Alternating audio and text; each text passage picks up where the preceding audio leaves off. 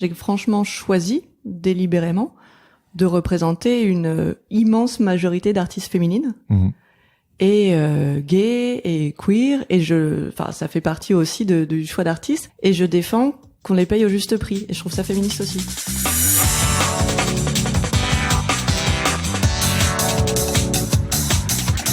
Bonjour à toutes et à tous et bienvenue sur Sens Créatif, le podcast qui explore les motivations et les stratégies des artistes de l'image. Je m'appelle Jérémy Kleiss. Je m'appelle Laurent Bazar et nous sommes passionnés par la créativité que nous considérons comme une quête initiatique. Pour en savoir plus, vous pouvez nous suivre sur Instagram @senscreative_podcast. Et avant de passer à l'épisode du jour, nous remercions Patreon, sponsor officiel de cette saison 4. Comme eux, on croit dur comme fer qu'il importe de remettre les artistes au milieu de leur production et de leur permettre de gagner leur vie sans être obligés de passer par des tas d'intermédiaires. Et c'est exactement la mission que s'est donnée Patreon, permettre aux artistes de travailler sur ce qu'ils aiment et être payés en retour par les gens qui aiment leur travail. Alors comment ça marche ? C'est très simple. Rendez-vous sur la plateforme patreon.com, créez un compte et commencez à fédérer votre communauté en leur proposant différents paliers pour vous soutenir financièrement en échange de contrepartie. Vous pouvez par exemple leur proposer des tutos exclusifs, des épisodes bonus de votre podcast, un accès à des rencontres ou un Discord privé. À vous d'être créatif. Donc, si vous êtes artiste et que vous savez pertinemment que votre travail touche une certaine audience, mais que vous vous demandez comment monétiser votre contenu, peut-être que Patreon est la solution pour vous. Pour en savoir plus, rendez-vous sur patreon.com ou cliquez sur le lien dans les notes de cet épisode. Alors Jérémy, aujourd'hui, on se retrouve avec un épisode avec deux invités. Il s'agit de l'illustratrice Anna-Vanda Gogusset et de son agente Camille Victorine. Pour présenter Anna-Vanda, c'est une illustratrice qu'on peut qualifier un petit peu de badass, de féministe, d'impertinente, qui a une essence rock'n'roll, tu vois, parce qu'elle contrebalance en fait ces sujets qui sont parfois un petit peu touchy comme ça, avec une palette très charmante, très. Et tu suis son boulot depuis longtemps, hein ? Alors peut-être pas depuis longtemps, mais en tout cas avec ferveur depuis un moment, parce que vraiment je trouve que c'est magnifique, c'est un style qui est figuratif, tu vois, qui est assez teinté d'absurde, et il me parle énormément parce que dedans il y a tout ce côté un petit peu américain obscur, tu vois, moi je suis fan de séries comme X-Files ou tout l'univers de Charles Burns, Daniel Close et compagnie, et on retrouve un petit peu de cette Amérique un peu underground, un peu redneck, tu vois, et je trouve d'ailleurs c'est rigolo dans son travail. On en parle dans l'épisode, mais elle a commencé, entre guillemets, vraiment sa carrière d'illustratrice aux États-Unis. Ah oui, c'est pas juste par procuration, ouais, voilà. Elle a vraiment vécu là-bas, quoi. Il y a cette culture américaine qui est là dans son taf, ouais. Et donc, pour l'accompagner, on a aussi interviewé Camille Victorine, qui est son agent. Ouais, fondatrice de l'agence Le Crime. Absolument, ouais. Et donc, du coup, c'était chouette parce que on a pu faire cette interview. Elles sont en ping-pong l'une avec l'autre. Et on a voulu en savoir un petit peu plus sur cette agence et sur leur duo. Voilà, complètement. Et il faut noter que Anna-Vanda est la seule illustratrice de l'agence. C'est-à-dire qu'en fait, Camille ne représente qu'une seule illustratrice. Elle représente également d'autres artistes qui sont des photographes, des réalisateurs, réalisatrices. Mais elle a qu'une seule illustratrice. Et donc, elle travaille avec Anna-Vanda. Et Anna-Vanda travaille avec Camille. Absolument. Donc, du coup, dans cet épisode, on discute de leurs parcours respectifs. On discute également de comment elles se sont rencontrées et comment elles ont commencé à collaborer ensemble. Camille nous raconte l'histoire du crime, à quoi ressemble son quotidien d'agent et comment elle choisit les artistes qu'elle veut représenter. C'est toujours une question qui revient quand on parle à des agents. On parle évidemment du travail d'illustration d'Anna, de ses débuts quand elle dessinait des affiches de concerts, à la diversité de son travail aujourd'hui dans les domaines de la culture, de la presse, de la com, de la pub et évidemment de la musique. Toujours. Elle nous parle aussi de Retard Magazine. C'est une aventure éditoriale dont elle était la directrice artistique. Elle s'en est occupée pendant 9 ans, il me semble. Ça lui a permis notamment de lancer sa carrière. Ouais, complètement. C'était vraiment un objet très laboratoire et voilà, elle a expérimenté beaucoup de choses avec des amis à elle à l'intérieur. On discute également aussi des inégalités dans le milieu de la pub, des arnaques dans le milieu de l'édition, des filous dans les agences et plein d'autres trucs qui vraiment les énervent. Mais on comprend totalement parce que les sujets sont touchy, mais il faut vraiment parler. On discute aussi du livre Ma maman est bizarre. Oh, trop bien. Et illustré par Anna. Et du coup, on discute aussi de parentalité, vu que le sujet est abordé. Également, on va parler de Her Story, Histoire des féminismes, qui a été écrit par Marie Kirchen et qui est illustré par Anna. C'est vraiment un gros bouquin sur le féminisme. On apprend énormément de choses. Et en plus, ce qui est hyper fun, et on verra dans l'épisode, c'est que Anna a absolument tout dessiné dedans. Ouais, c'est un truc de fou. Un gros machin bien comme il faut. Évidemment, du coup, voilà, on parle de féminisme. Donc, on aborde avec elle la question de leurs engagements en termes de féminisme et d'inclusivité, mais dans le cadre de leur travail, dans leur vie, comment ça se traduit. On geek aussi un petit peu musique, au passage. Ouais, à la fin, c'est très rigolo. Et puis, on répond à la fameuse question, faut-il, oui ou non, avoir un agent quand on est illustrateur ou illustratrice? Et ça, on sait que ça va vous intéresser énormément. Voilà, alors sans plus attendre, on vous laisse découvrir notre épisode avec Anna et Camille. Bonne écoute. Eh ben bonjour Camille et bonjour Anna. Voilà, j'ai fait à l'envers mais ça va marcher. Et surtout bienvenue sur Sens Créatif. On est super ravis que vous nous accueillez donc dans les bureaux du crime. Tout à fait. C'est exactement ça. Avec un nom comme ça fait peur. On va poser des questions là-dessus tout à l'heure. Il y en a une de vous deux qui est illustratrice, l'autre qui est son agente et qui est également autrice. Et en fait, ce qu'on voudrait faire, c'est un portrait croisé. Donc Camille, si tu pouvais nous présenter Anna, et Anna, si tu pourrais nous présenter Camille. Ok, donc je commence. Ouais. Anna, facile, meilleure illustratrice. Du monde. Au moins de la place de Paris, pas mal installée quand même sur l'Europe. Et c'est assez facile pour moi de dire ça parce que donc c'est la seule illustratrice de l'agence. Ouais. Donc il y a zéro concurrence, donc je peux le dire ça tout le temps, ça me fait bien plaisir. Ah et oui. c'est vrai. Et en plus, il se trouve que on est amis. Enfin, on se connaît aussi de la vraie vie. Et quand je parle de la vraie vie, c'est les concerts, Trop bien. les soirées, le tatouage. Et puis du coup aussi en plus par-dessus tout ça et mélangé à tout ça, mais complètement mélangé maintenant, le travail. C'est arrivé par la suite. Oui, l'amitié. Enfin, on avait d'abord l'amitié, des copains communs, et on s'est mis à travailler ensemble, mais ça continue à être du plaisir et de l'amitié, et tout ça est quand même assez mélangé jusqu'à ce qu'on aille ensemble pour le travail au Hellfest cet été. Oh. Ah ouais, c'est vrai, punaise.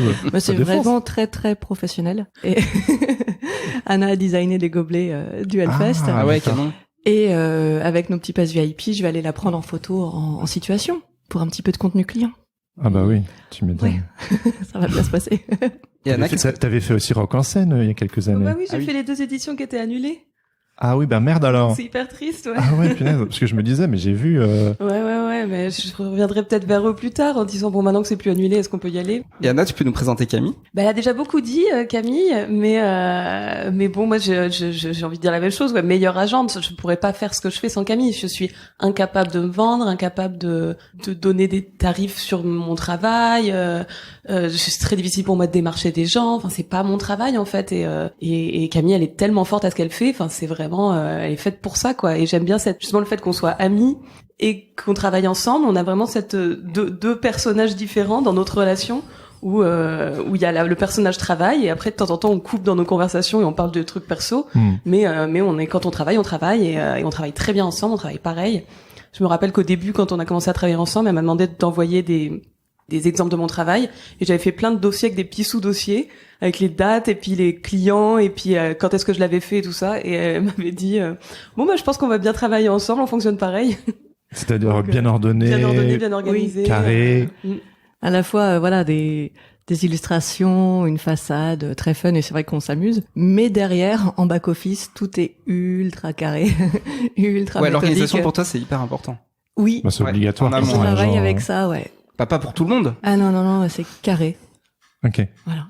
Et du coup, vous pouvez nous raconter un peu comment vous êtes rencontrés, vu que vous êtes amis avant, etc. C'est quoi l'origin story de Camille et Anna? Concert, on s'est rencontrés via un ami commun.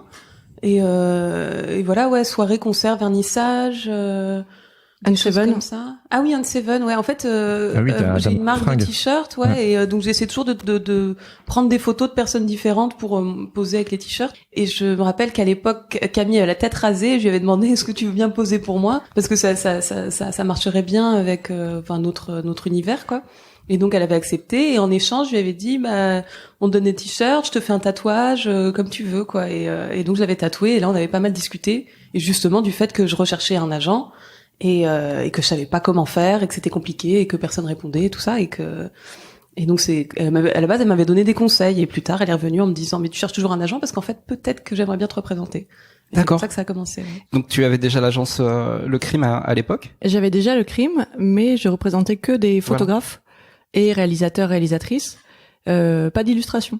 Mais en fait, je me disais quand même que c'était trop dommage de passer à côté, de pas travailler ensemble, même si ce corps de métier-là, d'illustration, je le faisais pas encore. Mais à la fois, il y a plein de similarités sur les clients qu'on peut avoir, là où on peut démarcher, les façons notamment en communication, de négocier. Il y a des choses aussi très spécifiques à l'illustration que j'ai appris avec Anna, du coup, que je connaissais pas forcément avant.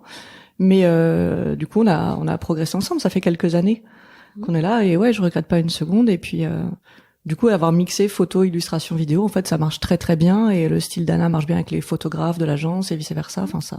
Ouais, vraiment, le ça site fonctionne il est bien. super badass quoi. Ah bah j'ai aussi une bonne team de graphistes à l'atelier AAA, Ah oui. qui sont mes graphistes depuis toujours, qui sont aussi des amis avec qui on fait aussi les concerts.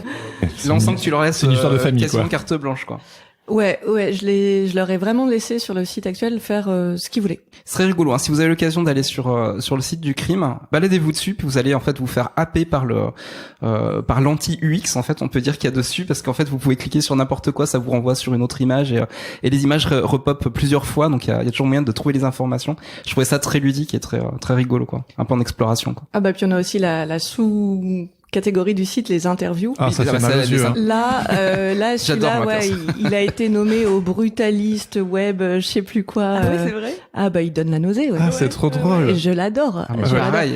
Là, c'était carte blanche à mon développeur et ils se sont bien amusés à faire n'importe quoi tant qu'ils ont besoin de se faire plaisir aussi. C'est absolument n'importe quoi. Et à la fois, c'est vraiment des interviews, il est vraiment bien, et à la fois, en termes de développement, ouais, c'est un gros boulet de canon, quoi. Et est-ce que du coup, tu pourrais nous présenter un peu l'agence Le Crime? C'est quoi un peu la spécificité Bah, donc c'est moi qui l'ai créé il y a 9 ans pour représenter. À chaque fois, j'avais l'impression que j'étais entourée de gens très talentueux. Et c'est vrai. Enfin, il y a des gens très talentueux autour de moi ou que je voyais sur Internet, mais qui avaient pas non plus le travail ou le succès qu'ils méritaient. Souvent, faute, voilà, comme disait Anna, de savoir s'y prendre, parce que c'est vrai que c'est pas le même métier. Et puis, il y a parfois une timidité à parler de soi, à parler de son travail. Encore pire, à le vendre, à poser un prix dessus. Ah oui, quand on est artiste ou qu'on produit ou qu'on est créateur, c'est vrai qu'on aime bien être dans son coin, faire ses choses. Et après, il y a tout le côté de l'enjeu en fait qui vient perturber ça, quoi, et qui est très compliqué à gérer, quoi. Bah, certains adorent ça. J'ai connu certains artistes qui étaient à la fois leur propre agent, qui savaient parler d'eux, faire leur devis, enfin, aucun souci. Mais pour la plupart, c'est pas le cas. Et ça me faisait un peu mal au cœur, quelque part, si je peux le dire comme ça. C'est ce qui t'a donné envie de devenir agent? Alors, j'ai quand même découvert le métier complètement par hasard. Ah, d'accord. J'ai quand même découvert le métier complètement par hasard et sur un malentendu. Après mes études de droit et d'histoire de l'art, un pote m'avait dit qu'il bossait dans une agence de pub, qu'il y avait le département achat d'art qui cherchait une stagiaire. Sauf que achat d'art, rien à voir avec l'art ou quoi que ce soit. Il avait confondu histoire de l'art, achat d'art. Enfin, ah, c'est drôle. Et parce que achat d'art, en fait, on va à la recherche d'images, de vidéos, etc. En fait, pour des clients, quoi. C'est à la fois la recherche de talent et de la production. Mais c'est à cette occasion-là, au moins, que j'ai découvert le métier d'agent, parce que nos interlocuteurs, c'était les agents des artistes qu'on voulait faire travailler en illustration, en photo, en vidéo, etc. C'est ce qui est en amont finalement de la fonction de directeur artistique. On va repérer les images. Bah, en achat d'art en agence, ils travaillent vraiment avec les directeurs artistiques, directrices artistiques qui ont des impulsions, des envies. Et après, ils cherchent les meilleurs exécutants, si on veut, qui vont pouvoir mettre cette idée en image, en forme, les meilleurs photographes qui vont correspondre à ce brief-là, etc., etc. Et donc j'ai découvert le métier d'agent complètement par hasard, en revanche. Mais une fois que j'y étais, ça m'a quand même vachement plu. C'est vrai, c'était un coup de foudre immédiat, le taf, parce que c'est quand même, comme tu dis, hyper carré, c'est de la thune, c'est de la négo et tout. C'est mon magasin de bonbons, moi. Ah ouais, c'est vrai, parce que comme toi, moi, genre la négo et tout, ça me rend fou, quoi. Ah oui, mais moi ça me fascine. Camille, elle adore ça en fait, et c'est super parce que bon, on discute, elle me demande si je suis d'accord, tout ça, mais après je la laisse faire sa magie, mais c'est assez marrant, quoi. Ça ressemble à quoi, Camille qui fait sa magie d'agent vu avec tes yeux? Ben je sais pas, elle a vraiment une façon de parler, enfin une élocution qui est différente quand elle parle aux clients et tout ça, qui est hyper intéressante, enfin que moi j'aime bien voir, que je vois pas beaucoup, en plus je vois pas grand chose parce que elle m'en parle, mais je le vois pas le faire forcément, quoi. C'est comment tu décrirais comment elle fait? Je sais pas, c'est hyper professionnel en fait, juste elle sait exactement quoi dire, quoi demander, quand parler, enfin vraiment. Ouais. Ah, cette fameuse tagline, c'est quoi le crime est le crime est sympa, le crime est féministe, le crime respecte les gens, le crime est presque parfait. C'est ça, hein? Oui, j'ai écrit un peu mon petit manifeste, si on veut, parce que de ce que j'avais sur le cœur. Même si pour certains, je pense que c'est un métier un peu dur. Dans un secteur, on travaille quand même énormément avec les agences de publicité, avec la communication au sens large, des marques de mode, de beauté, la presse, les maisons d'édition, les labels. Enfin, c'est des secteurs hyper intéressants, mais pour certains, ça paraît un peu hostile. Pas pour toi. Bah, je voulais quand même dire qu'on fait ça, mais je fais comme ça avec des humains en face. Tu braques avec bienveillance, c'est ça. Oh. Disons que j'essaie d'obtenir le meilleur. Mais en échange, on donne beaucoup. Ouais, bien sûr. En échange de beaucoup de travail, beaucoup de créativité, beaucoup d'expérience, je demande un prix au client. Ouais. Je demande un prix que je pense être juste et en rapport. Ouais. Il y en a qui trouvent ça trop cher, il y en a qui sont entièrement d'accord. Enfin, mais pour moi, voilà, c'est trouver l'équilibre. Et puis chaque projet, c'est une nouvelle aventure. C'est peut-être ça aussi qui est intéressant. C'est super différent. On fait le grand écart tout le temps. Dans la même semaine, enfin la variété des clients que tu peux avoir, parfois c'est très très drôle. Enfin tu rends une illustration pour Brain Magazine et pour Cartier la même semaine. C'est pas le même brief. C'est pas le même brief, non. Oui, toi, tu carbures aussi, genre, on voit tes illustrations partout, t'es tout le temps... Ouais, bah, j'adore travailler, en fait, donc... c'est bien pour une agence d'avoir une illustratrice qui aime travailler. Meilleur artiste du monde. Mais du coup, ouais, enfin, et en plus, j'aime bien tout faire, parce que c'est vrai que, autant j'aime bien les challenges des choses institutionnelles, où faut que ce soit quelque chose de très lisse, où parfois il peut y avoir, des choses assez métaphoriques, des idées qui doivent transmettre d'autres idées, tout ça, voilà. Et autant à côté, j'aime bien faire des illustrations avec des flammes féministes, avec que des nanas qui cassent tout. Voilà. Ça. Mais j'aime bien tout parce qu'en fait, à partir du moment où c'est du dessin, je suis très contente de le faire et donc ça peut effectivement dans la même semaine avoir 3-4 clients ou qui n'ont rien à voir. Mais, c'est ça qui est drôle dans ce métier, quoi. Oui, c'est un terrain de jeu. Comment tu fais pour choisir les personnes? Tu sais, parce que ça, c'est la question un peu à 1000 points. Tu sais, genre, tu représentes Anna. Mais qu'est-ce qui t'a donné envie? Non, mais ça tu l'as déjà expliqué. Mais comment tu choisis les personnes avec qui tu veux travailler? Quels sont les Bon, t'as compris la question. Oui. Non, mais disons que t'as pas un énorme line-up. Il est assez sélectif. Ouais. Et justement, qu'est-ce qui va te donner l'appétence pour aller vers tel ou tel artiste? Bah, j'ai essayé ça fait au fur et à mesure des années quand même, j'ai une sorte de grille de critères, bon, qui reste quand même complètement subjective, hein, vu que c'est quand même moi qui décide, et c'est pour ça que j'ai monté mon agence, c'est pour décider, pour faire à ma sauce, etc.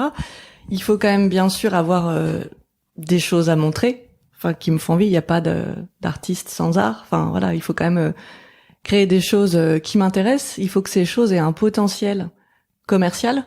En fait, c'est vrai que ça suffit pas juste que ce soit beau. Faut que je puisse imaginer un point de jonction entre des clients, c'est comme ça mon métier, et ce que l'artiste peut proposer. Et après, et c'est devenu de plus en plus important au fur et à mesure de ma carrière, faut que la personne soit la tête sur les épaules, carrée, sympa, travailleuse. Enfin, il y a un côté humain hyper important pour les relations sur le long terme, quoi. Par le passé, j'ai parfois travaillé avec des filous. Ça c'est fini, quoi. C'est quoi des filous C'est quoi le profil du filou? Ouais, c'est ça. Ah, les filous, c'est ceux qui ont un peu la mentalité tech de money, quoi. Ils sont là pour la faire à l'envers à tout le monde. Ok, ouais. Ce qui n'empêche pas le talent. Ouais. Ah oui, bien sûr, carrément. Et ce qui est délicat du coup après à cerner, etc. Parce que sur le coup, en façade, c'est très beau. Bon, derrière, en revanche, il y a rien à sauver, quoi. Ouais, tu sens que si humainement, voilà, ça fit pas, bah du coup, tu vas pas t'embêter à tenter quelque chose, quoi. Non, tu fais un essai, et puis voilà. Vraiment quelqu'un. Tu sais. J'essaye. Oui. J'essaye, mais je cherche vraiment des gens avec qui j'aurais plaisir à travailler, surtout qu'on passe quand même notre vie ensemble. Enfin, même si on n'est pas concrètement dans la même pièce, on passe notre vie à s'envoyer des textos, à s'envoyer des mails, à s'appeler, mais genre tout le temps, pour se parler de tous les trucs en cours. Donc c'est quand même très prenant. Il faut vraiment qu'on s'entende bien. Donc quel suivi tu as sur les projets par exemple avec Anna? Comment ça se passe? Est-ce que tu lui laisses complètement le lead avec le client, ou est-ce que tu essaies comme d'intervenir à certains moments clés pour donner ton avis ou pour voir si tout se passe bien? Bah, il y a différents moments. Moi, souvent, je fais le cadre de départ. Réceptionner quand même un brief le plus complet possible, avoir vraiment toutes les infos et discuter du tarif et du planning.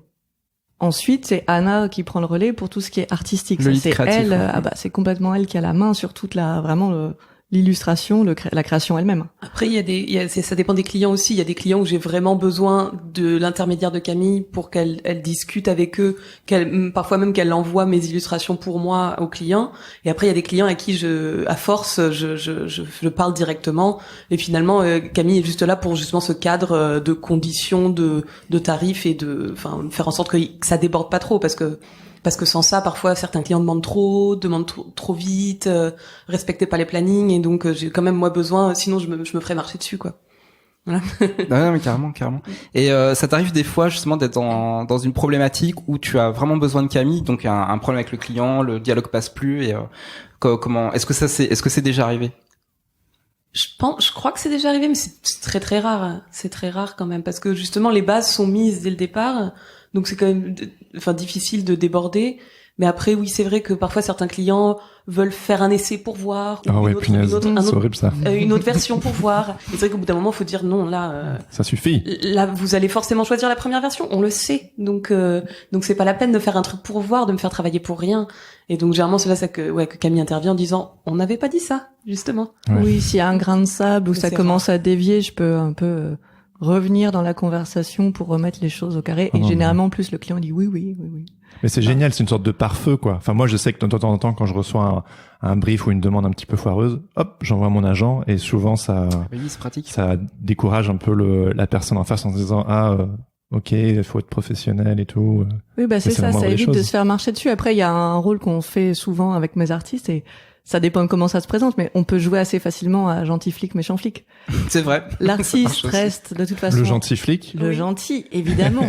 Il reste exempt de toute tâche, il est merveilleux, il est pur, il est dans son art. C'est ça. Et moi, je dis au client qu'il a pas tenu ses délais, ses promesses, ou que là, le brief a changé, il faut un additif. Ouais.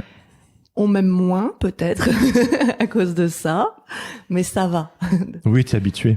Je suis habituée, et puis non, mais j'essaie toujours de le faire de toute façon intelligemment et évidemment très poliment. Et je sais ce que je demande est raisonnable, donc je me sens droite dans mes bottes en faisant ça. Et puis au final, c'est quand même pour une bonne chose, quoi. Enfin, ça veut dire, c'est que quand même pour que l'artiste soit respecté et obtienne finalement ce qui lui est dû par rapport à son travail. Donc, finalement, c'est juste pour éviter que le client essaie de louvoyer et de faire autre chose, quoi. Donc, parce que ça arrive. C'est sûr. C'est quoi les choses qui t'énervent en tant qu'agente? Il y en a tellement. Allez, hop, on fait la liste. Il y en a tellement. Mais déjà, la principale, la plus simple, presque tous mes artistes, toutes mes artistes sont arrivés à l'agence après s'être fait, mais complètement arnaqués dans les grandes largeurs. Ça, c'est quelque chose que tu as vu souvent. C'est mais à chaque fois.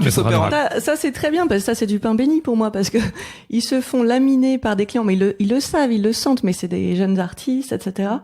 Les clients la font complètement à l'envers. Parfois même dans les grandes largeurs, et donc après ils se disent bon, c'est fini, il me faut quelqu'un pour défendre mes intérêts, je peux pas me faire arnaquer comme ça à chaque fois, et par contre je trouve ça honteux de la part de ces clients-là de le tenter, de le faire, de le tenter. C'est quoi, t'as un exemple? Je peux pas dire. Okay. Non mais on veut pas des noms, mais tu sais. Après moi je peux raconter ma propre expérience qui a fait que j'ai voulu chercher un agent. Justement. Ah oui, Ouais. J'ai illustré un livre pour une autrice qui est assez connue et dans une grosse maison d'édition.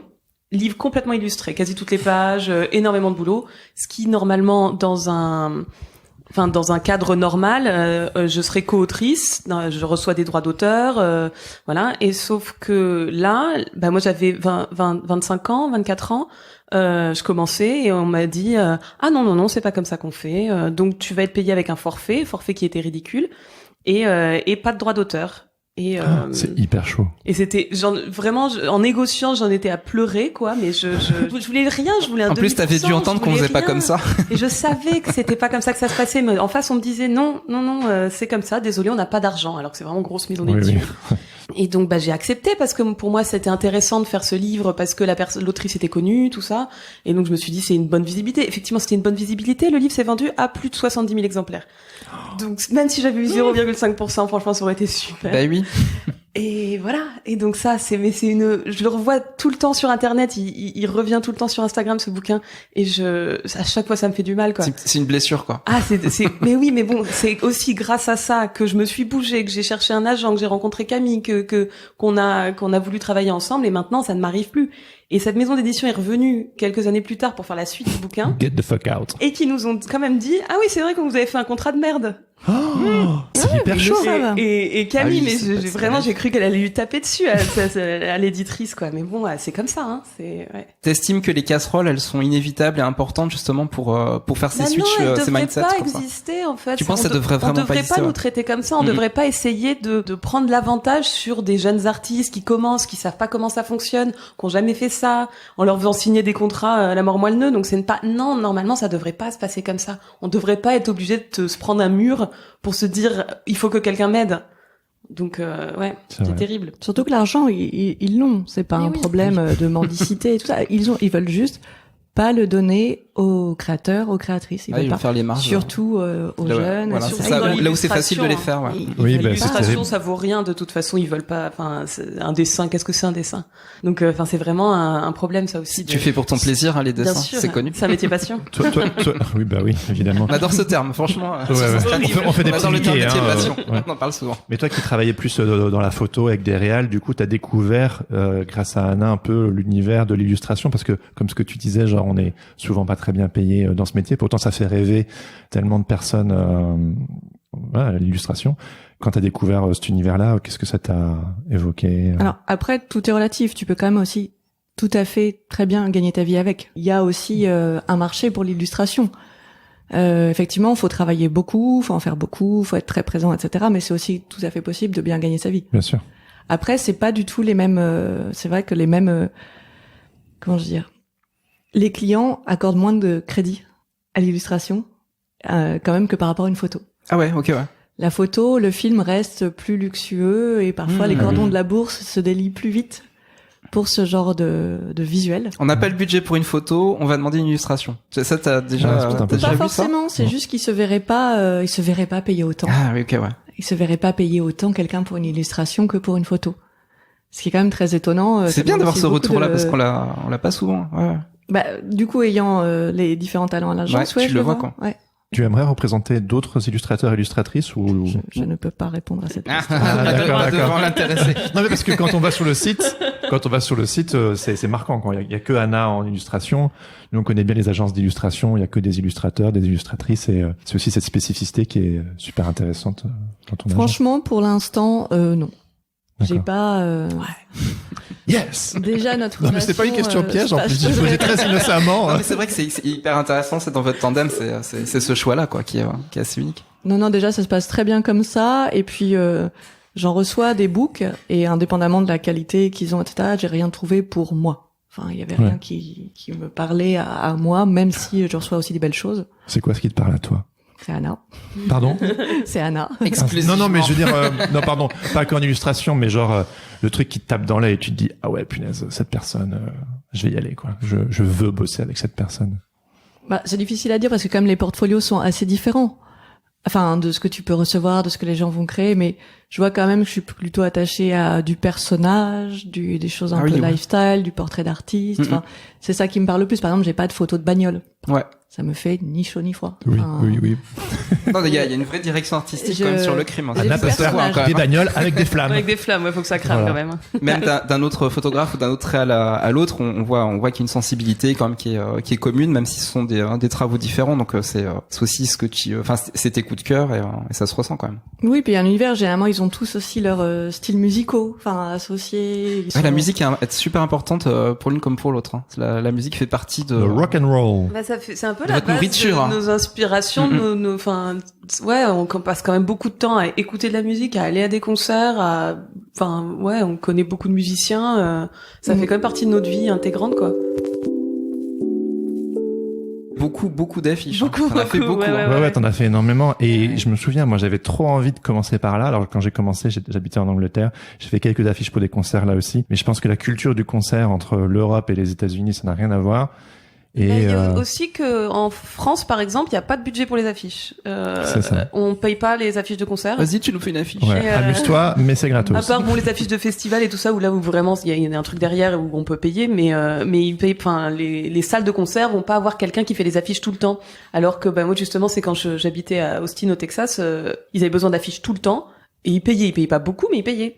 Et donc, c'était déjà ça, quoi. Donc, ouais, il y a cette logique-là qui, en fait, qui existe tout simplement, quoi. Bah, c'est tout, ouais. Du coup, c'est quelque chose que tu peux faire pour en boulot, quoi. Et c'est vrai qu'il y avait ce site internet qui s'appelait Geek Posters. Ah, j'adorais. Et il y avait tout. Il y avait tellement d'artistes trop bien qui faisaient des affiches trop bien, parce que l'intérêt de l'affiche de concert, c'est que tu peux dessiner n'importe quoi tant que c'est cool et que ça donne envie d'aller au concert.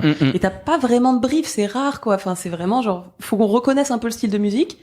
Et après, tu dessines ce que tu veux. Et donc, t'as juste besoin que ce soit super cool. C'est ça. Ah ouais, le monde des flyers, c'est juste incroyable. Je voudrais geeker 30 secondes, mais est-ce que tu connais Invisible Creature? Ah oui, ça me dit quelque chose. Voilà. Qu'est-ce que c'est? Moi, c'est un studio d'illustration et de design aux États-Unis. C'est deux frangins. Ils sont dans un groupe de métal aussi. Et ils ont fondé ce studio. Ils ont fait énormément de... J'ai forcément vu passer. Parce que moi, ça m'avait trop inspiré à l'époque et je voulais faire ça. Bon, finalement, je n'y suis pas arrivé. Mais toi, oui. Et voilà, je voulais savoir si tu connaissais parce que c'est très américain. Ouais. Et donc du coup, à quoi ressemble un peu ton parcours après? Donc tu te lances j'ai fait donc toutes ces affiches. Ensuite, à force, je communiquais quand même avec des gens en France et tout ça forcément. Et donc après, j'ai commencé à faire des affiches en France. Donc j'ai fait des affiches pour l'espace B à l'époque, qui avait une bonne prog et tout, c'était chouette. Et donc après, avec ça, j'ai travaillé avec le Point éphémère. Ah oui. Et après, ça a amené des trucs culturels un peu, parce que je sais plus ce qui a suivi le Point éphémère, mais j'ai fait des illustrations pour le Palais de Tokyo. Ouais. Et après, ça a amené des magazines et des trucs comme ça. Et au départ, un peu de l'underground, des trucs un peu musique, concert, tout ça. Puis après, au fur et à mesure, c'est devenu un petit peu plus de choses différentes, quoi, de plus culturelles. Et après, voilà. Enfin, c'est vraiment bouche à oreille. J'ai quand même pas beaucoup démarché de gens au début. C'était vraiment bouche à oreille, des gens qui avaient vu les affiches, qui avaient tout ça. Et parallèlement à tout ça, en fait, j'avais monté un magazine avec des copines sur internet qui s'appelait Retard. Et ça m'a beaucoup servi de vitrine parce que c'était contributif, il y avait des tonnes de gens qui écrivaient des articles pour nous. Et moi, j'illustrais tous les articles au début. Ensuite, il y a eu d'autres illustrateurs qui sont venus, mais j'illustrais au moins 2 articles par semaine, quoi. Ça a duré combien de temps, Retard? 9 ans. 9 ans. 8 ans. Wow. Ah ouais, c'est énorme. Moi, j'étais DA illustrateur, femme à tout faire, donc voilà. C'était ton bébé. Mais oui, voilà. Et donc c'était une super vitrine pour ton taf. C'était super. En plus, on organisait des événements, donc je faisais des affiches pour les événements et que des trucs super débiles, super drôles. Donc, c'était vraiment intéressant comme expérience, quoi. On pouvait faire un peu tout ce qu'on voulait, quoi. Tu dirais que Retard Magazine a un petit peu permis de propulser ta carrière? Genre, c'était ton book, quoi. Voilà. Ouais, et celle de pas mal d'autres gens aussi, parce que je me suis rendu compte aussi parfois que certains magazines venaient chercher plusieurs illustrateurs de Retard. Et je remarquais qu'on était allé chercher des gens de notre catalogue, quoi. Une vraie aventure collective. Ouais, je pense qu'on a vraiment servi de tremplin à pas mal de gens et c'était cool parce que de toute façon, c'était à ça que ça servait vu que on était tous bénévoles. Donc il y avait vraiment 0 argent dans ce projet, quoi. Donc non, ça m'a été super utile, je pense, parce que c'était que de l'illustration perso, donc je pouvais aller aussi loin que je voulais, et ça a été intéressant plus tard pour les clients. Tiens, parlons du no limit, parce que t'as un style quand même qui est pas le style qu'on voit tous les jours, et on pourrait même le qualifier d'un peu underground, badass, etc. Mais pourtant, voilà, t'arrives quand même à être dans le mainstream avec ce style-là. Et je pense que la question du style, c'est une question qui revient tout le temps chez les auditeurs et les auditrices. Ouais. Et parfois ils se disent, j'ai un style qui est peut-être trop affirmé, ça va peut-être pas plaire, donc du coup je vais essayer d'élargir un petit peu mon champ stylistique. Toi, je pense que le style, c'est hyper important. Sans tu le dis, si on m'appelle pour ça, il y a aucune raison que je change, même si ton style évolue. C'est quoi ton regard, en fait, sur le style? Est-ce que le style, quelque part, c'est plus que le graphisme? Ça va plus loin que ça? Je sais pas. En fait, je pense que j'ai la chance d'avoir développé un style qui est à la fois, affirmé et, énervé et tout ça, et en même temps assez lisse pour suffisamment lisse pour certains clients. Après, je peux aussi m'adapter beaucoup, mais mes illustrations, en gardant toujours le même style, changent pas mal d'un client à l'autre parce que je m'adapte à ce dont ils ont besoin. Et je sais pas, en fait, je pense que c'est vraiment juste que j'aime tellement ça que du coup après je fais l'effort de m'adapter à tout. C'est le cœur que tu mets en fait. Je sais pas, dedans, mais ouais, quoi. après en fait c'est juste que c'est ce qui sort de toi. Mais oui, mais c'est un peu bête de dire ça. Je sais pas faire non, c'est pas bête, c'est pas bête du tout, hein, c'est pas bête du tout. Mais de toute façon, moi ça m'intéresse de travailler pour tout le monde et tout un tas de choses parce que c'est ça qui est intéressant. Je me rappelle quand j'étais à l'école, on avait un cours de pub où en fait fallait trouver le plus d'idées possible en 10 minutes sur un thème. Et ça c'était mon exercice préféré. Je trouvais ça trop bien d'avoir ce challenge d'un thème pourri et d'essayer de trouver le plus d'idées possible, le plus d'idées qui soient un peu drôles et tout ça. Et je me rends compte que j'utilise toujours un peu cette technique quand je travaille.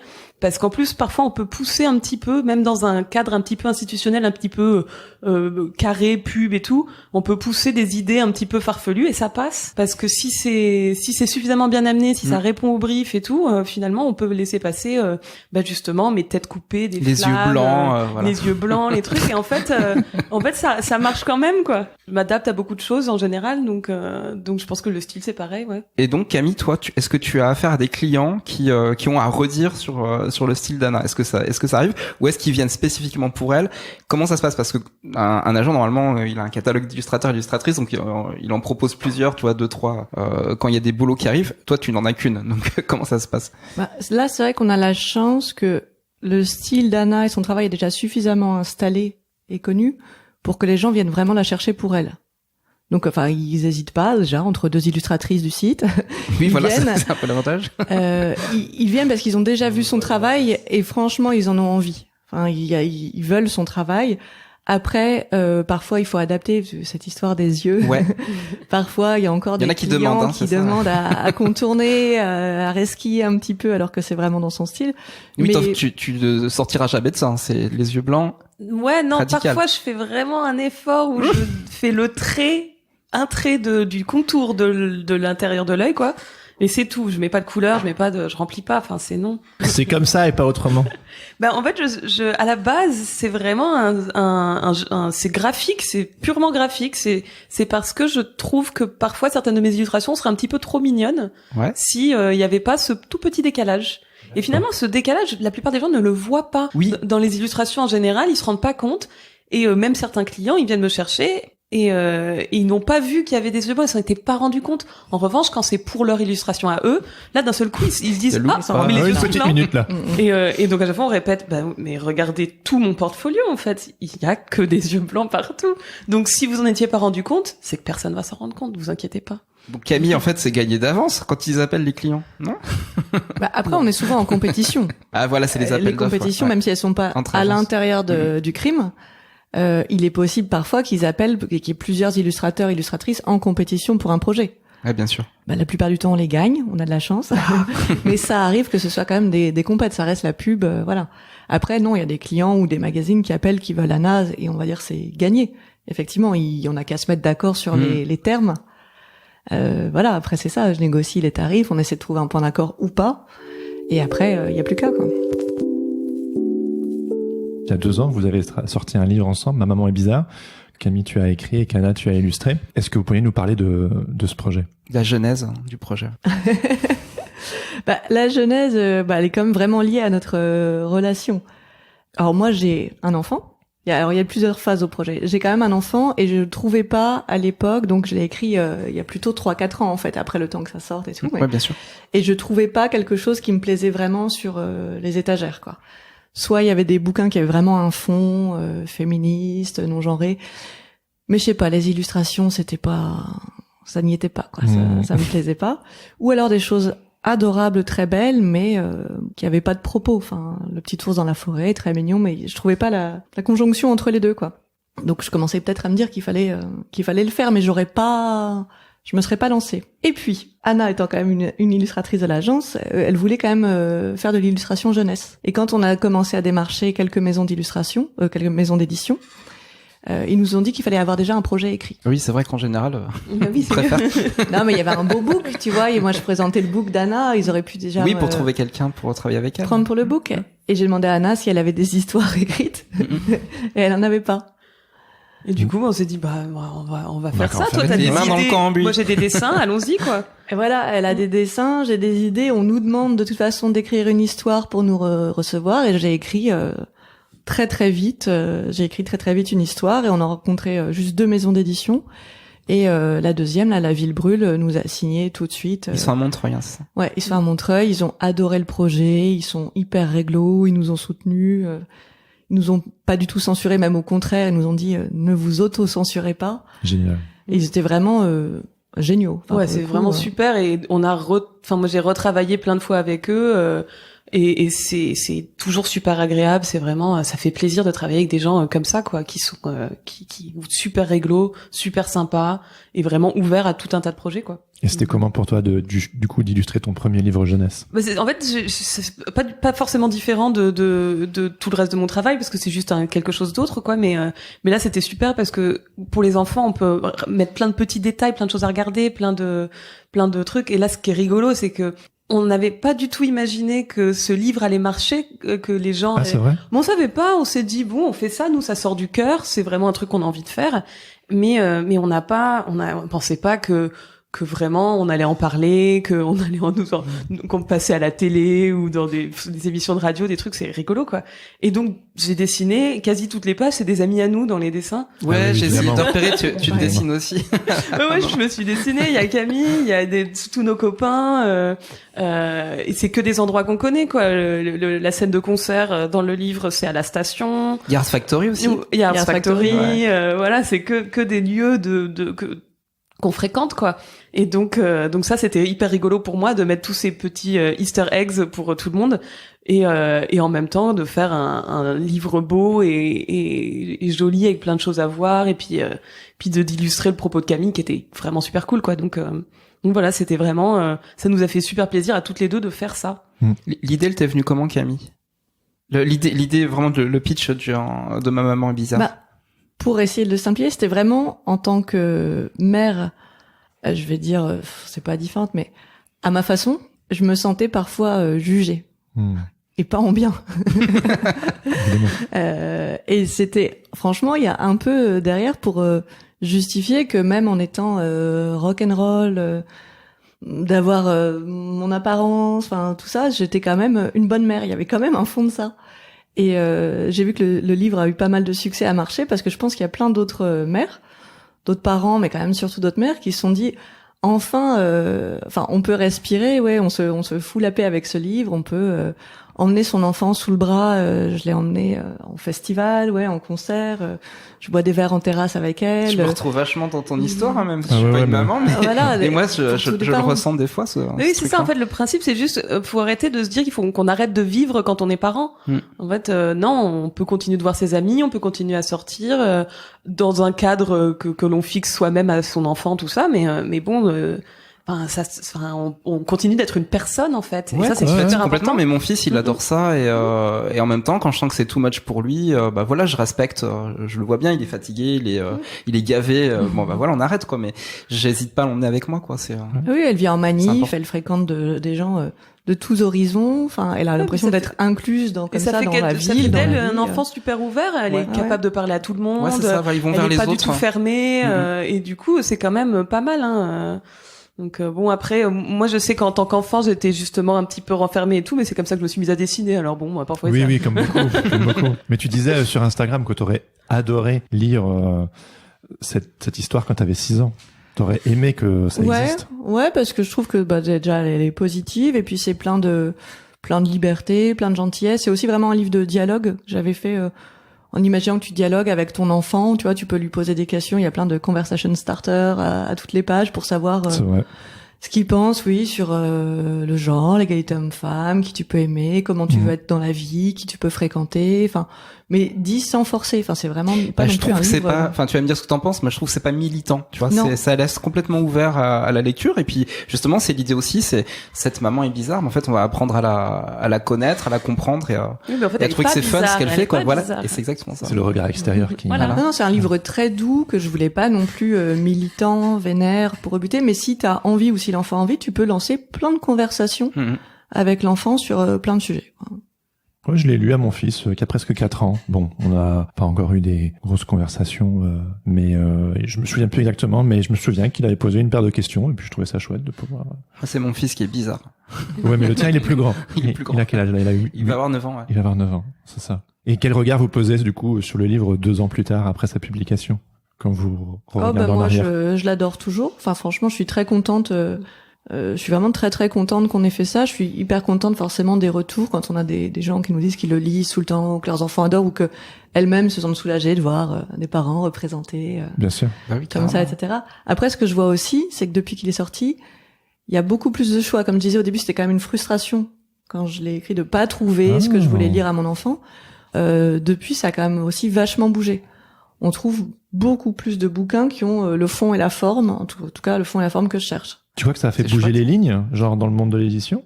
Alors, non, je dirais quand même pas ça. Je crois pas que ce bouquin a fait bouger les lignes, mais je pense que c'est au l'époque. même moment. Ouais.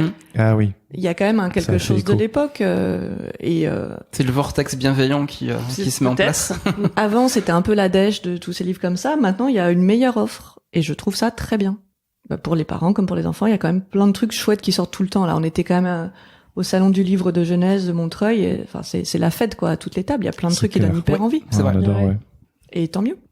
D'ailleurs, en termes de livres, t'as aussi illustré cet autre bouquin, ce pavé phénoménal Her Story, histoire des féminismes que j'ai commencé il y a pas longtemps. On apprend des choses dedans. Ah ouais, de ouf. C'est le but. Ouais. Tu peux un petit peu nous raconter? Tu fais du manspreading là, attention. Comment ça? Ah, pardon. Non, ouais. En fait, pour l'histoire de ce livre, c'est donc Marie Kirchen, l'autrice, qui est venue me chercher, qui connaissait déjà mes illustrations par tous les trucs un peu féministes avec lesquels je travaille et tout ça, et qui voulait démarcher des maisons d'édition avec son projet. Sur lequel elle travaillait depuis presque 10 ans, quoi, parce qu'elle est journaliste et donc elle faisait ça à côté. Et c'était un projet qui lui tenait à cœur, elle voulait absolument faire ce livre. Et du coup, elle m'a dit, mais moi j'aimerais bien que tu l'illustres. Est-ce que tu veux bien que je t'inclue à mon projet quand je vais démarcher? Et moi, ça m'a tellement emballée quand elle m'a raconté. Elle m'avait déjà ramené quelques chapitres qu'elle avait ébauché et tout ça, et donc je me suis dit mais oui, mais si tu veux, puis j'avais même dit mais je te fais des dessins comme ça que tu peux présenter, enfin je suis super partante quoi. Et donc elle a démarché plein de maisons d'édition qui voulaient pas de livres illustrés parce que c'était quand même ça coûte trop cher et on peut pas imprimer en couleur, alors que finalement il y a toujours des solutions et que ce livre il serait pas ce qu'il est s'il avait pas d'illustration. Et elle a fini par atterrir à la Ville Brûle parce que meilleure maison d'édition apparemment. Bon allez. Et donc évidemment les éditeurs de la Ville Brûle étaient super partants parce qu'ils avaient déjà travaillé avec moi, puis le projet est tellement bien que ça allait marcher quoi. Alors quand on dit que le livre est illustré, ça tu plaisantes pas, c'est illustré de A à Z. Ah oui, c'est-à-dire que même les petits tweets, tu les as dessinés quoi. Tout oui. Alors on voulait pas mettre d'images en fait, on voulait pas mettre d'images d'internet. Il y a même je sais pas tous les mêmes quoi. J'ai tout refait, j'ai redessiné des mèmes, j'ai redessiné des pochettes d'albums, il y en a je sais pas combien là, c'était beaucoup, genre 40 ou 50. J'ai tout redessiné, mais c'était hyper important en fait que tout soit dessiné, qu'il y ait une cohésion du début jusqu'à la fin visuelle. Et puis ouais, en fait moi j'ai appris plein de choses en lisant tout ce que Marie avait écrit. Et puis c'était tout super intéressant, super bien construit, facile à lire. Et donc moi j'ai donné tout ce que je pouvais aussi pour que les illustrations elles aident le livre et qu'elles aident le texte et que ça marche super bien quoi. T'as bossé dessus 2 ans, c'est ça? 1 an en illustration, je pense surtout, ouais. Du début à la fin du projet, ça devait faire bien 1 an et demi, 2 ans, ouais. C'était long, mais c'était trop, enfin ça valait le coup, c'était trop bien. Enfin, il y a aucune illustration que j'ai pas eu un plaisir à faire quoi. Donc non, c'était cool. Trop bien. Camille, est-ce que tu es intervenue sur ce projet-là ou c'est un projet que Anna juste pour négocier les droits. Voilà, c'est important, voilà. Pour négocier les droits, c'est-à-dire que quand c'est pas moi qui écris, c'est pas grave, j'ai toujours quelque chose à faire. Oui, pour négocier ses droits et ses droits d'autrice. Donc pour une fois que voilà qu'elle soit reconnue aussi dans tout le travail d'illustration et son apport au bouquin. Après voilà, avec la Ville Brûle, comme vous l'avez compris, une maison super intègre. Oui. Donc c'est pas la négo la plus dure du monde, mais voilà. Mais tu étais là, voilà. Pour donner le cadre, toujours la même chose. Oui, pour parce donner que le cadre. dans le milieu de l'édition, souvent ça paye pas des masses pour les illustrateurs, illustratrices. Ça paye pas des masses en général, mais quand on sait que c'est justifié et que voilà, c'est pas un souci en fait. C'est juste que quand on sait qu'il y a de l'argent derrière et beaucoup d'argent et que ça paye pas, là c'est quand même un souci. Mais quand c'est une petite maison d'édition et qui sont super réglo, ça c'est pas un problème, ça paye pas beaucoup. De toute façon, au-delà de l'argent, pour toi, ça fait partie de tes valeurs core values, comme on dit. Mais puis de toute façon, en fait, le truc c'est que on sait que c'est pas forcément avec l'édition que on va gagner le plus d'argent, enfin que c'est ça qui va faire qu'on gagne notre vie, c'est avec les autres projets, mais l'édition c'est quand même moi c'est un des trucs que je préfère, c'est l'objet, c'est le livre, c'est super, c'est trop bien de voir des gens feuilleter ce bouquin, c'est hyper chouette de le voir en librairie, c'est vraiment une entité quoi, un bouquin, donc non mais vraiment j'ai pas tout lu encore, mais j'ai appris énormément de choses et pourtant ça m'étonne pas, ouais, voilà, ma compagne moi, elle est quand même vraiment très férue de ces sujets-là et il y a des choses qu'on connaissait pas mais ouais, encore, mais même quoi. moi alors que franchement c'est bon, je suis calée quoi ouais, c'est ton sujet de prédilection. J'ai quand même appris des trucs vraiment, mais Marie elle est hyper forte, elle a fait un travail de Elle mâche dingue. pas ses mots, hein. Il y a des fois, elle balance. Oui, c'est drôle. J'ai c'est vu marrant. un petit truc sur TTC, là, ça cassait bien. Mais non, mais elle est trop forte, elle est vraiment, vraiment trop forte. Et tu parlais de féminisme tout à l'heure, au risque d'enfoncer des portes ouvertes, mais à travers ton travail qui est très rock, ton style qui est très reconnaissable, et puis voilà, cet engagement féministe, quelles sont un peu tes ambitions en tant que femme, en tant qu'illustratrice, en tant qu'artiste, à travers ton travail? J'ai à la base une ambition pas très grande de juste que mon travail soit inclusif, qu'il soit représentatif de la vie en général, parce que au bout d'un moment, j'en peux plus de voir des tonnes d'illustrations où tout le monde a la même tête en fait. Là, ce qui est important pour moi dans les illustrations, c'est que les gens soient de toutes les couleurs, qu'ils aient toutes sortes de corps, de coiffures, de vêtements, de styles de vie, de classe, et parce que c'est ça la vie en fait. Et c'est vrai que c'est toujours un petit peu difficile de avec tous les clients d'avoir vraiment quelque chose de très inclusif. Oui. Et de Ou alors une inclusivité forcée, hein, parfois. Ouais, oui. Dans les briefs. Un peu caricatural. Oui, voilà, donc faut aussi pas aller trop loin dans ce sens-là, et donc moi, juste à la base de mes illustrations, j'essaie de faire ça. Après, bon, il y a certaines illustrations qui retranscrivent plus mes valeurs, mais de toute façon, en général, oui, j'essaie de représenter le monde tel qu'il est, en fait. Après, avec aussi tout un tas de trucs un peu bizarres, parce qu'il faut quand même qu'on En rigole. coupant des têtes et en mettant des serpents, voilà. des flammes et des sorcières et tout. C'est un peu de important. fantaisie, Faut un peu rigoler c'est quand important. même. C'est important. Et toi, en tant qu'agent, du coup, comment est-ce que, au-delà de vos projets axés sur le sujet, comment est-ce que tes valeurs, tu les retrouves dans ton boulot d'agent, au niveau de l'inclusivité, du féminisme ou Whatever. Non, déjà, il y a un aspect assez simple. J'ai franchement choisi, délibérément, de représenter une immense majorité d'artistes féminines. Et gays et queer, et ça fait partie aussi du choix d'artistes, et je défends qu'on les paye au juste prix, et je trouve ça féministe aussi. Ouais. Que voilà, que ces artistes, ces personnes encore qui offrent un travail et un talent, aient une juste rémunération en face. La visibilité, la juste rémunération. Voilà, parce que c'est pas contre mes principes que les gens gagnent leur vie avec leur talent. Enfin, tu vois. Ouais. Et je trouve ça bien que voilà, ils obtiennent des tarifs qui sont à mesure de ce qui est proposé. Ouais. Et t'as déjà observé des sortes d'inégalités, justement? On a toujours un gros sujet. Je peux le dire un tout petit peu, mais c'est vrai que j'ai une immense majorité d'artistes féminines. Un artiste masculin. Bon, c'est lui qui gagne le plus. Eh oui, eh oui. Et je pense qu'il il est immensément talentueux, il est extrêmement sympathique, c'est un bonbon, enfin vraiment il est parfait. Mais même si on peut pas se réduire à purement une statistique, j'ai cette statistique à l'agence que j'essaie de dépasser parce que même si tout est mérité et tout ce qui peut gagner est évidemment mérité, ça me heurte un petit peu que ce soit statistiquement. Tu le sais, tu le ça. vois, quoi. C'est clair et net. Wow. Ok. Donc, voilà, les stats parlent quand même, quoi. Mais bon, à travers votre engagement, le boulot que vous faites et tout, il y a cette idée de changer les choses. Voilà, non, mais c'est vrai qu'on m'a déjà dit des choses un peu hallucinantes côté agence de pub, où je proposais une jeune photographe pour une grosse campagne, un gros job. Et quand j'envoie le devis, on me dit mais c'est pas possible, elle est au même prix que le mec américain qu'on avait consulté. D'accord. Bah oui. Je dis quels sont tes critères?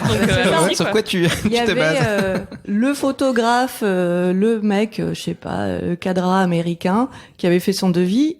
On me demande, mais bien sûr j'en ai pas connaissance. Et je fais le même budget pour ma jeune artiste parisienne de la petite trentaine. Et l'agence était choquée et outrée que ce soit le même tarif. Il n'y avait pas de raison, si ce n'est que une jeune meuf, ils comprenaient pas qu'elle soit au même tarif. Et moi, j'étais pas du tout outrée. J'ai pas bougé d'un iota mon prix. J'ai dû le justifier, argumenter que c'était justifié par l'expérience, le talent, l'expertise, tout ce qu'on apportait, etc. Et ça a fini par passer. Mais le premier réflexe, c'était quand même vraiment, on peut pas payer une jeune artiste féminine en plus au même prix qu'un autre mec. Ouais, et limite c'est plus un réflexe de leur part qu'une conscience budgétaire ou quoi que ce soit. Le masculin reste quand même un aimant à confiance de tout le monde. Les hommes font confiance aux hommes, les femmes font confiance aux hommes. Un aimant à confiance et à thune, du coup. Ouais, moi je vois dans mes amis illustrateurs, il y a très peu de gens qui sont représentés par des agents parce qu'ils n'en ont pas besoin. Parce qu'on va leur dire oui. Ils vont avoir le courage de demander tel ou tel budget ou telle condition, et on va leur dire oui en face. Et c'est vrai que là, l'autre jour, j'ai eu une conversation avec un ami qui est directeur artistique et qui me dit ah bon mais t'es représenté. J'étais déjà oui tu devrais le savoir. mais en plus j'étais là bah évidemment sinon je pourrais pas négocier mes tarifs. Ah bon bah moi j'ai fait ça depuis 10 ans. J'étais là, oui privilège masculin. Donc c'est tout parce que moi si je demande quelque chose on va me dire non mais on va donner la même chose à un illustrateur masculin parce qu'il l'a demandé juste. On a beaucoup d'auditrices et je pense qu'elles vont être intéressées, interloquées parce que tu viens de dire quoi. Non mais c'est vrai et puis de toute façon moi je vois que les illustrateurs autour de moi gagnent plus que les illustratrices parce qu'on n'ose pas. C'est comme ça, c'est la déjà société, que certains mecs osent pas déjà de base que ça fait suer les gouttes la négociation ou de demander plus c'est etc. super flippant quoi. Alors si en mais plus t'as cette chape l'inégalité c'est sûr de te dire oui c'est un vrai problème hein. Mais dans tous les domaines de toute façon donc oui bien sûr. Et est-ce que le fait d'être représenté maintenant, tu oses plus même juste demander, tu sais, de...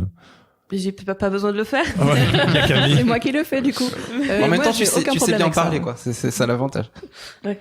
Pardon, tu voulais dire? Moi, j'ai aucun problème pour le coup avec demander. Enfin, je suis vraiment très sûre en plus de ce qu'on propose. Enfin, je suis quand même très certaine de la qualité du travail de tous les artistes, donc j'ai vraiment aucun problème à demander encore une fois une juste rémunération. Ça veut pas dire faire n'importe quoi sur les prix ou assassiner les clients avec des prix démesurés, pas du tout. C'est juste la juste rémunération. Et on parle de rémunération, on en parle un petit peu en off. L'agent d'illustrateur ou l'illustratrice, c'est souvent un peu dans l'inconscient collectif des gens dans la profession, un peu la personne qui va faire que ma carrière décolle ou va faire en sorte que ça puisse bien fonctionner.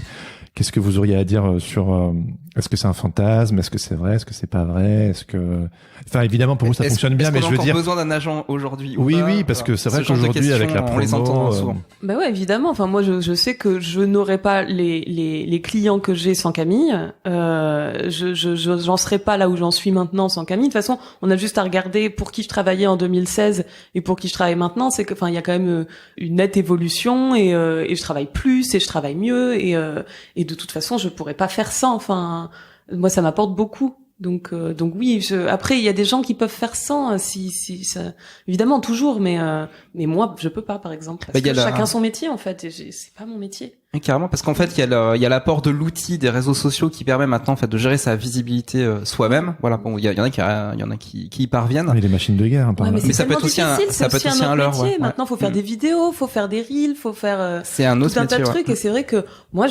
c'est difficile pour moi de faire ça, c'est pas mon métier du tout.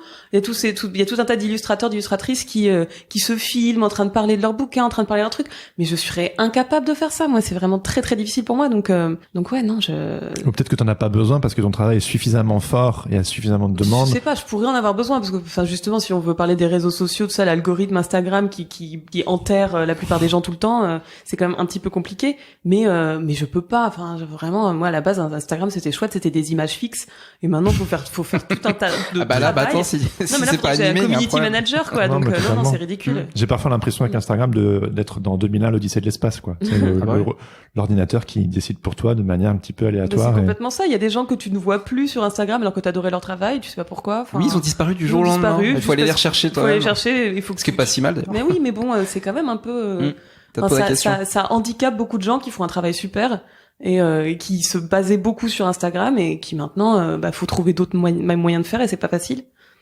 Du coup Camille, l'agent fantasme, pas fantasme, obligation, qu'est-ce que quand tu observes un peu dans la profession?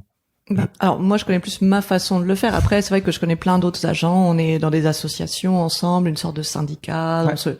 On se voit à des soirées. On se voit aussi à des ateliers d'agents. On se regroupe tous dans la même pièce. Ah, c'est vrai. Là. Tu peux nous workshop. Ouais, les workshops. Quand ça se passe. Je fais partie des agents associés, qui est la plus ancienne association entre le syndicat et l'association d'agents. Où c'est vrai qu'il y a des moments informels pour des cafés où on peut se retrouver ensemble. Et c'est marrant parce qu'au début, quand tu connais pas trop, ça se toise un peu, etc. Puis après, tout le monde a les mêmes questions. Tout le monde a des questions sur comment tu gères tes artistes, mais quand même comment tu gères les contrats, comment tu gères les problèmes, comment tu gères ton équipe au bureau, les gens avec qui tu travailles, combien tu les payes, nanana, et toi, et combien t'as négocié avec telle agence de pub. Donc en fait, assez vite les langues se délient parce qu'on a tous besoin un peu de pouvoir aussi savoir comment ça se passe chez les autres. Après, certains sont plus avares en informations que d'autres. Et puis pour aussi se regrouper, il y a des formations juridiques continues qu'on fait avec donc sur des points de droit d'auteur qui nous intéressent énormément, sur des questions de plagiat, de contrefaçon, enfin des choses spécifiques où on se forme ensemble, on continue à ça. Vous avez des ateliers sur les NFT? Alors non, pas encore. Mais il y a eu des questions. Je pense que ça doit tourner autour. Hein. Il y en a certains qui avaient eu des questions sur les NFT parce que ça avait été demandé pour certains de leurs artistes et que pour le coup ça. Moi, pour la première fois cette année, j'ai bossé pour des NFT et je vais être payé en Ether. Et donc du coup pour mon agent, c'est pareil, c'est une super découverte quoi. On n'était pas préparé quoi ça. Ouais, c'est ça. Il y a toujours une mise à jour à faire sur plein de choses. Enfin. Après, il y a des choses aussi qui font, il y a le prix des jeunes talents des agents, donc ça c'est mieux, c'est plus une visibilité. Tu vois, plein de jeunes artistes peuvent envoyer leur book et tous les. C'est en ce moment d'ailleurs Ouais, en ce moment on peut candidater. C'est sur le site des agents associés et donc tous les books seront vus. Si vous nous écoutez, hein. On mettra le lien dans les notes. Je sais pas quand jusque début mai, faut pas traîner. Ah, on sera peut-être l'épisode sera peut-être voilà. Ça sera pour l'année prochaine. Mais pour l'année prochaine, on mettra quand même le lien. Ouais, c'est un prix qu'il y a tous les ans et du coup tous les agents vraiment consultent tous les books qui sont proposés et après proposent un accompagnement avec les books retenus, etc. Ça c'est quand même super. Mais autrement, tu te demandais est-ce que c'est obligatoire un agent? Non. Enfin, déjà il y a des artistes qui savent très bien gérer pour eux-mêmes. C'est juste pas la majorité, ça c'est vrai. Ouais. Et après, je pense qu'il faut bien s'entendre avec son agent, s'actualiser tout le temps avec son agent. Enfin, après moi, ce que je vois, des artistes qui à un moment claquent la porte de leur agence ou se séparent pour une raison ou pour une autre. Pendant 1 an ou 2, ils ont l'impression qu'ils sont quand même les rois du pétrole et que tout repose de toute façon sur leur talent immense et leur succès. Voilà, c'était dans la dynamique. Et au bout de 2 ans, il y a plus personne. Et pourquoi il y a plus personne? Mais parce qu'en fait, c'est une machine qu'il faut entretenir quand même. Même si à un moment t'as la fame, tout le monde te veut, t'es au sommet, pareil, toi-même tu dois te renouveler, tu dois entretenir ton réseau, tu dois communiquer, etc. Et ça, si tu le fais pas, tu te retrouves à faire ce second métier là dont on parlait juste avant. Il y a un moment la source se tarit quoi. Le téléphone il sonne plus, il faut vraiment il faut alimenter la machine tout le temps. Rester désirable. Voilà. Pour les clients, pour l'agent, Et c'est quand même du boulot. Il suffit pas d'avoir été bon à un moment. Les gens vont pas continuer à te désirer 5 ans après, quoi. Non, parce qu'il y a du monde qui arrive et puis les DA changent aussi, hein. Les DA, il y en a qui arrêtent de travailler aussi, hein. Puis un appétit pour la nouveauté, constant. Enfin, il faut vraiment se réactualiser tout le temps. Et j'imagine qu'au-delà des projets de commande, il y a aussi des projets personnels qui font qu'on continue d'alimenter la machine et on se fait plaisir. Ouais, c'est ça le plus difficile aussi dans ce milieu-là, c'est que il y a tout ce travail commercial qu'on fait. Et après, faut quand même produire du travail personnel, trouver le temps de faire des trucs perso, de nouvelles idées, de nouvelles choses. Enfin vraiment, ça arrête jamais trop, quoi. On en discutait avec Vincent Mahé, que vous connaissez très probablement, justement de un peu cette sorte de pseudo-dictature du projet personnel dans la profession, on doit tous avoir un projet personnel à côté et que zut, si j'ai pas un projet personnel. C'est beaucoup dans le travail de commande et que ça lui convenait très bien. Il met tout le perso dans la commande. Et je trouvais ça intéressant parce que c'est vrai qu'on entend tout le temps, enfin moi je suis très, Sens Créatif, c'est un projet personnel pour moi, qui vient parfois aussi alimenter mon travail de commande, etc. Mais bon voilà, mais il y a plusieurs écoles, quoi. Bon, après, c'est bien de se garder pour tous les artistes une fenêtre quand même de totale liberté. Oui. Après, voilà, c'est pas d'obligation. Si t'as pas d'inspiration ce mois-ci, tu laisses tomber. Enfin, tu reviendras le mois prochain et t'auras une idée. Ouais, mais il y a des géniale, moments, très quoi. drôle. Moi, je sais que j'ai des mois où je vais faire énormément de boulot perso. Après, j'en fais pas beaucoup pendant on n'est pas tout le temps dans le flow, quoi. Non, parce que justement, comme pour trouver des idées pour tout mon boulot commercial, faut quand même pas mal presser le citron tout le temps. Donc, j'ai pas forcément des idées qui me viennent pour des trucs perso. Mais quand j'en ai, je sors tout. Puis après, on verra, quoi. Ouais. Est-ce que ce serait pas un peu le moment de la minute boxon? Si, faisons ça. Est-ce que vous êtes prêtes? Elles savent pas à quoi elles s'attendent. En fait, on a une petite boîte qui s'appelle la boîte à boxon. Et à chaque épisode, en fait, on fait tirer une question au hasard et à laquelle vous allez devoir répondre. Comme vous voulez, hein. C'est une question pour les deux, hein. Voilà. Vous allez faire une question, une réponse, soit coupée en deux, soit commune. La main une main innocente. Une main innocente. Qui est la main la plus innocente. Alors là, bon courage. Alors là, c'est Anna. Allez, j'y vais. Il y a des questions qui traitent de chaos, il y a des questions qui traitent de créativité et des questions qui traitent de transcendance. Tu vas tirer quelle petite couleur? Je sais pas, c'est noir. Il y a des couleurs. C'est noir, donc c'est une question chaos. Il y a une pastille normalement, tu vois. Oui, là, c'est la pastille noire. Oui, c'est pour ça que je me disais quel rapport avec la créativité. Donc pourquoi les biscuits durs deviennent mous et les biscuits mous deviennent durs? Oh waouh. Faut chercher la métaphore là-dedans ou comment ça se passe? Réponse libre. Satan. Yes. C'est le mot de la fin, c'est beau. Ah bah oui, c'est notre préf. Hein. Satan, c'est votre préféré. Ouais. Je vois pas d'autres solutions là. Pas d'autres questions, pas d'autres réponses. Ok, bon bah super. On va terminer là-dessus. Non mais parce que souvent habituellement il y a une petite... Mais si on s'arrête à Satan, est-ce que vous voulez rajouter... On vous mettra les liens dans les notes. Non, je sais. Pourquoi c'est le best friend quand même? Parce que là t'étais genre ah non c'est notre préféré. Pourquoi Satan? Ouais. Ah non mais c'est une figure qu'on aime et qu'on invoque régulièrement. Enfin, chacun à sa façon. Mais c'est vrai que moi par exemple venant du milieu musique extrême métal, c'est un peu notre idole quoi. Et c'est la liberté, c'est l'énergie, c'est la folie, c'est l'antisocial, c'est tout ça. C'est l'autre côté du miroir, quoi. C'est ça. C'est le côté obscur de la force. Dark side. Bon, on peut geeker un peu métal, du coup, vu que c'est quand même un truc que vous partagez, que moi j'aime beaucoup. On a été voir Amen-Ra il y a pas longtemps, vous connaissez sûrement. Ouais. J'adore ce groupe. C'était énorme. Ouais, c'est trop bien. Super moment. C'est quoi un peu vos derniers coups de cœur Ah oui, rock, des petits coups de cœur métal musique. ou les concerts que vous avez fait. C'est pas tous les jours qu'on peut parler de musique avec nos invités, donc du coup, on y va. On peut finir toi, là-dessus. tout récemment, t'étais quand même... Mardi, là, j'étais à un concert privé de Watain, qui était pour filmer pour Arte Live Web là et le Hellfest, et c'était génial. Enfin, c'était dans une usine à Montreuil, tout le décorum, le groupe était en forme, on a eu le show total black metal sataniste, la messe noire quoi.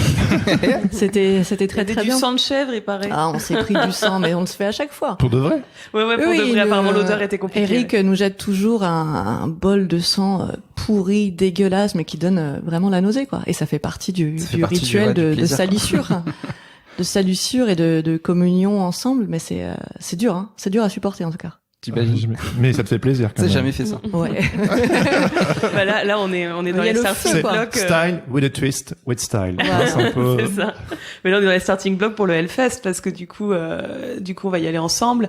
Et il n'y a pas un seul groupe de métal qui joue pas à ce festival. C'est ridicule. Là, il y a deux week-ends et on va tout voir, quoi.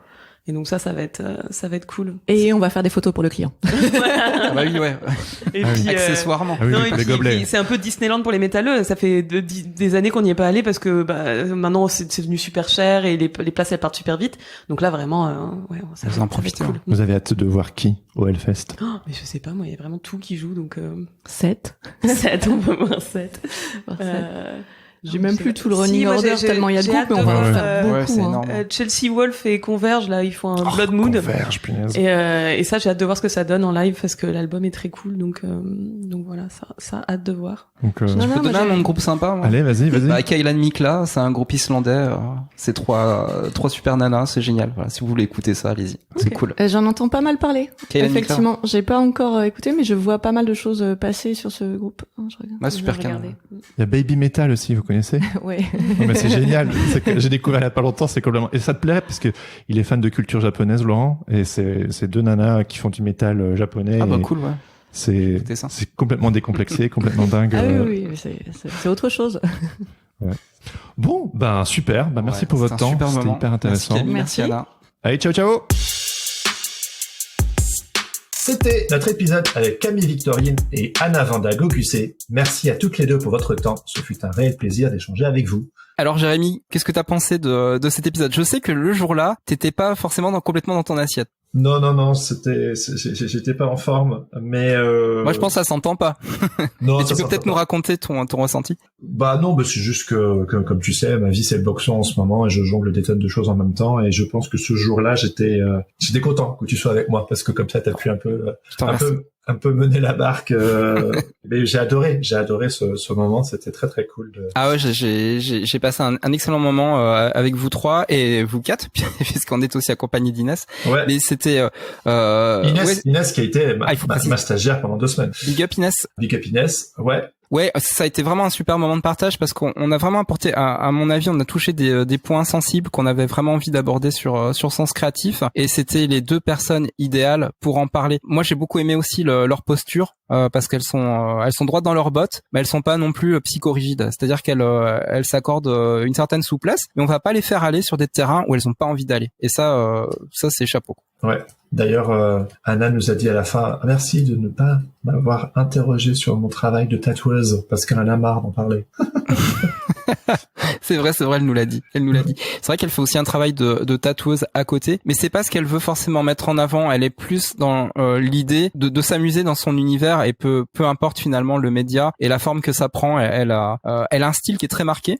Elle le dit elle-même, hein, elle a pas de raison de changer son style, mais c'est quand même un style qui a été accepté par de nombreux médias différents. Elle a aussi bien bossé pour la jeunesse que pour des sujets adultes, et ça marche à chaque fois, et je trouve qu'en fait ce combo là il est hyper réussi. Et puis du côté de Camille, ce qui est fabuleux, c'est son implication avec les artistes qu'elle suit. Elle les défend bec et ongle. C'est vraiment une super maman pour le coup. Ma maman est bizarre, hein, dit le bouquin, mais c'est Camille pour ces artistes, c'est une super maman. Carrément. Bon, en tout cas, si cet épisode a titillé votre curiosité, on vous encourage, comme d'habitude, à aller suivre Camille et Anna sur les réseaux sociaux, et surtout à visiter le site de l'agence Le Crime, parce que le site est quand même juste chelou, quoi. Juste incroyable. Ouais, ça va vous péter les yeux. Et maintenant, il est temps d'écouter le témoignage de Anna Lire, qui aimerait vous dire 2 mots au sujet du Patreon et du Patate Club. Hello, c'est Anna Lire, illustratrice freelance à Lyon. Je voulais aujourd'hui te parler du Patate Club. Comment ça, tu connais pas? Bon, je t'explique. C'est la communauté qui s'est créée autour du podcast Sens Créatif pour soutenir Jérémy et Laurent dans leurs projets. Les participations débutent à 5 € par mois sur Patreon. Et grâce à ça, tu peux avoir accès au super Discord de Sens Créatif. Là-bas, c'est génial. On échange, on pose des questions, on se connecte, on rencontre plein d'autres patates. C'est un espace bienveillant avec plein de bons conseils. On parle de tout ce qui concerne la création, mais pas que. Tu peux même y rencontrer les patates de ta ville. Bon, tout est expliqué sur le site du Patate Club, alors je t'invite à aller faire un tour sur www.patateclub.com. Et pour rejoindre le Patate Club et soutenir Sens Créatif, rendez-vous sur patreon.com/senscreatifpodcast ou clique sur le lien dans les notes de l'épisode. Allez, viens, on est gentil, on mord pas, et on a la frite et de bonnes blagues. Rejoins-nous vite.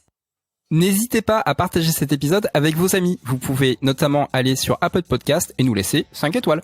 Ça fait toujours plaisir. Suivez-nous également sur Instagram @senscreatif_podcast et abonnez-vous à la newsletter. Toutes les infos et les notes de cet épisode sont évidemment disponibles sur le site senscreatif.fr. On remercie Adrien Guy, comme d'habitude, pour l'habillage sonore de ce podcast. Allez le suivre sur les réseaux sociaux et écoutez son travail sur sa page SoundCloud. Sur ce, on vous donne rendez-vous dans 2 semaines pour un nouvel épisode du podcast. En attendant, restez créatifs et surtout, n'oubliez pas, Everything is connected.